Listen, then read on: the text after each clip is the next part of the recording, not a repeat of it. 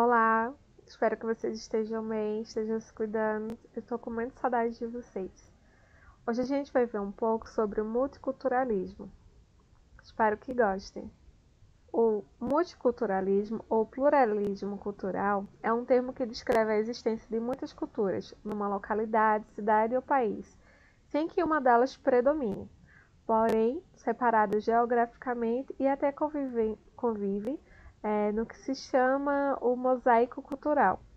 É, o multiculturalismo implica reivindicações e conquistas das chamadas minorias, os negros, os indígenas, as mulheres, os homoafetivos. Essas são consideradas minorias, mas não é porque é vista na quantidade, mas sim no que exerce de poder. A gente não vê no Congresso a maioria sendo mulher, os negros ocupando mais espaços do que os brancos, e nessa coisa de cursos como engenharia, medicina, até na própria televisão há muito silenciamento. Os indígenas, principalmente, porque a gente não vê quase nunca. Aqui mesmo em Garanhuns, a gente tem quilombos e que a gente não tem um contato com a galera de lá. E quando tem, é sempre estigmatizado. Eu lembro que eu tenho uma amiga que ela me contava que quando ela era pequena, ela morava em Capoeiras, quando ela vinha para a cidade, para aqui para Garanhuns, era um horror, porque ela não tinha identidade. As pessoas chamavam ela como a menina do sítio. Mas ela tinha nome. Eu exerço uma cultura de poder sobre a outra, estigmatizando. E é isso que a gente vai ver um pouco. Então, quando a gente fala de minoria, não quer dizer que os negros, as mulheres, os indígenas, os homoafetivos, que eles são minoria porque eles têm pouco no nosso país, por exemplo. A gente fala minoria porque eles não exercem poder na sociedade. Então, a doutrina multiculturalista dá ênfase à ideia de que as culturas minoritárias são discriminadas, sendo vistas como movimentos particulares, mas elas devem merecer reconhecimento público para se consolidarem. Essas culturas singulares devem ser tanto aparadas como protegidas pela lei. O multiculturalismo opõe-se ao que ele julga ser uma forma de etnocentrismo, que é a visão de um mundo da sociedade branca dominante que se torna por mais importante que as demais. É o que a gente vive. Tudo que foi feito por branco é visto como superior.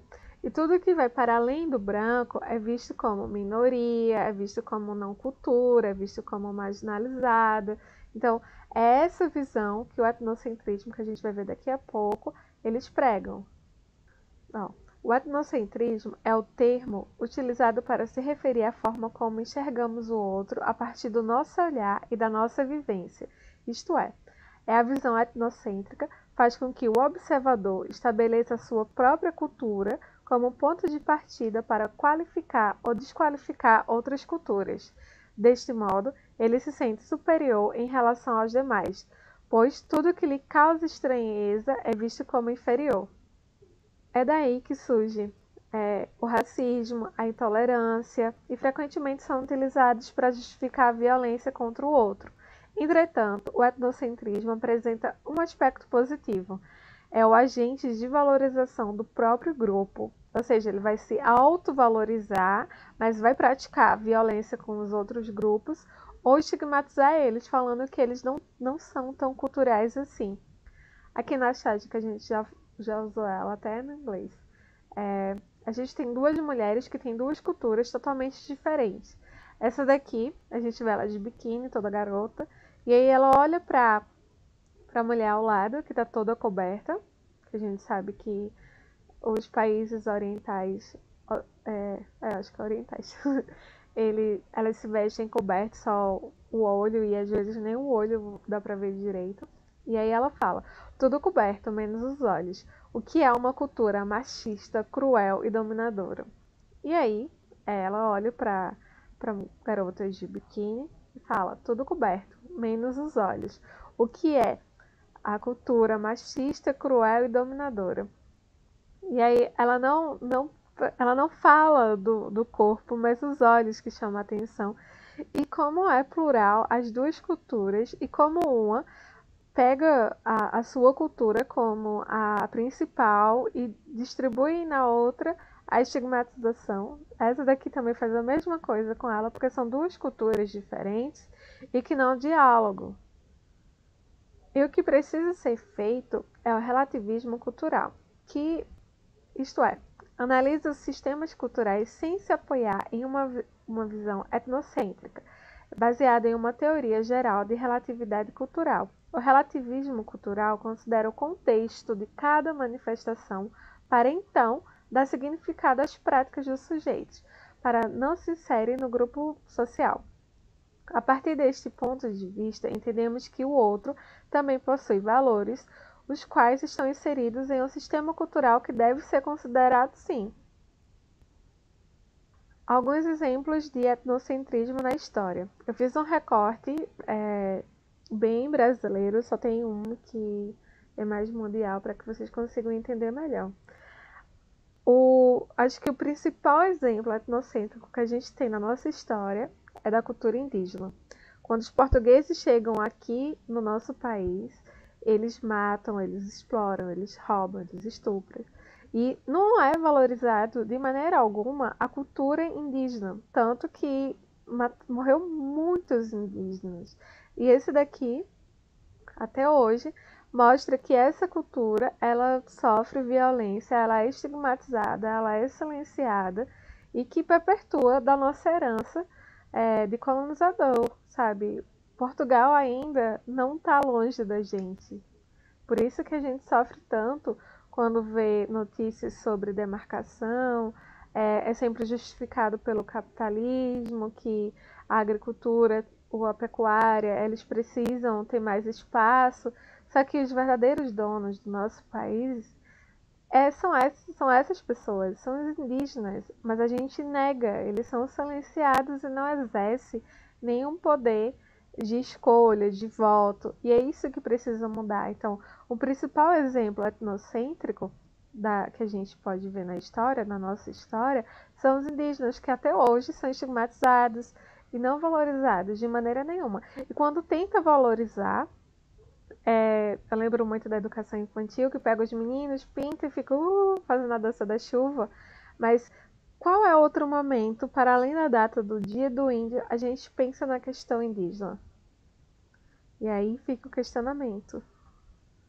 Outro exemplo bem próximo da gente é o preconceito do Sul e do Sudeste contra as regiões do Norte e Nordeste.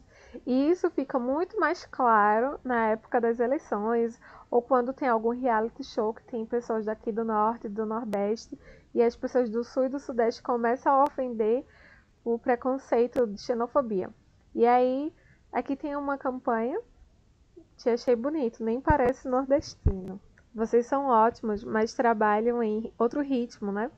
O Nordeste deve ser ótimo, só praia, né? Eu amo o Nordeste. Baianada é apenas um termo cultural. Adorei o currículo, você só precisa perder o sotaque. Gosto do seu jeito de falar, é engraçado.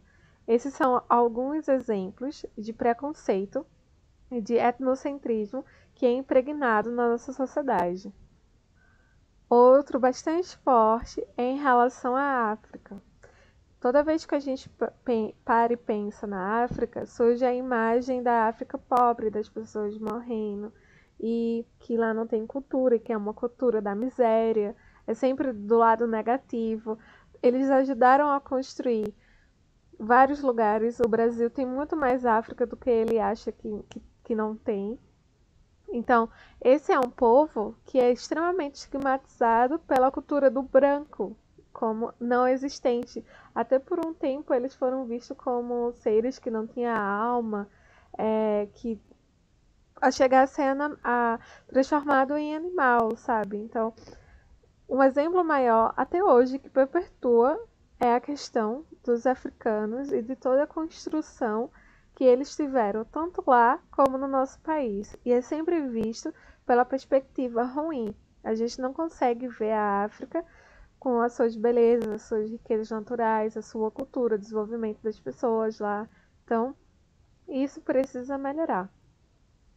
Outro exemplo bem forte é o nazismo, que buscava a supremacia branca e teve guerra e as pessoas sofreram, morreram, e tudo isso para exercer uma cultura superior às outras. Então essa cultura deveria prevalecer, e não só prevalecer, como matar as outras culturas.